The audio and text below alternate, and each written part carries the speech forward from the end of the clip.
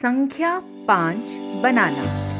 आज हम बच्चों को संख्या 5 बनाने के अलग-अलग तरीके दिखाएंगे। आइए सोचते हैं कि हम अलग-अलग तरीकों से 5 कैसे बना सकते हैं। तो मेरा क्या मतलब है, चलिए देखते हैं। यहाँ पर पहली चीज जो हमें दे रखी है, हमें दे रखा है कि 3 में अगर हम कुछ जोड़ देते हैं, हम कितना जोड़ रहे हैं 3 में हमें ये नहीं दे रखा है, तो 3 में कुछ जोड़ने पे हमें मिलता है 5। तो यहाँ पर ये जो कुछ है ये कितना होना चाहिए। तो यहाँ पर इस पूरी चीज को हमें इस इमेज से भी समझाया गया है।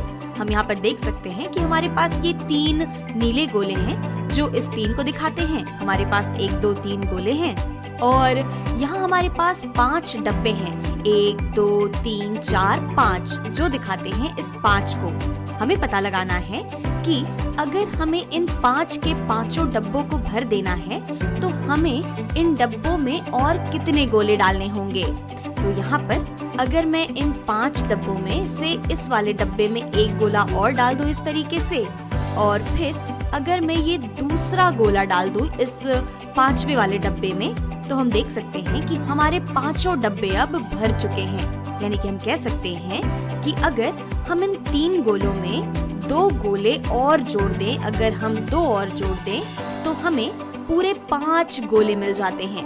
यानी कि 3 + 2 ये 5 के बराबर होता है।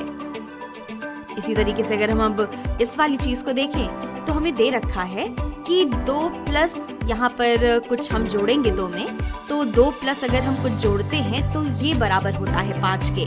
तो फिर से हमें इसी तरीके से सोचना है कि हमें 2 में कितना जोड़ना होगा 5 तक पहुँचने के लिए।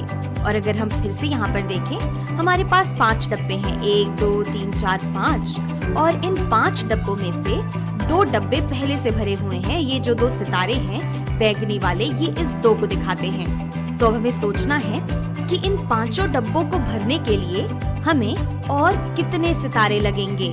तो हम कह सकते हैं कि अगर हम यहाँ पर एक सितारा इस तरीके से डाल दें, फिर दूसरा सितारा अगर हम यहाँ डाल दें और तीसरा सितारा अगर हम इस वाले डब्बे में डाल दें, तो हमारे ये पांचों के पांचों डब्बे भर जाते हैं। यानी कि 2 सितारे हमारे पास पहले से थे, और अगर हम इन 2 सितारों में 3 और सितारे जोड़ देते हैं तो हम पहुंच जाते हैं 5 पे।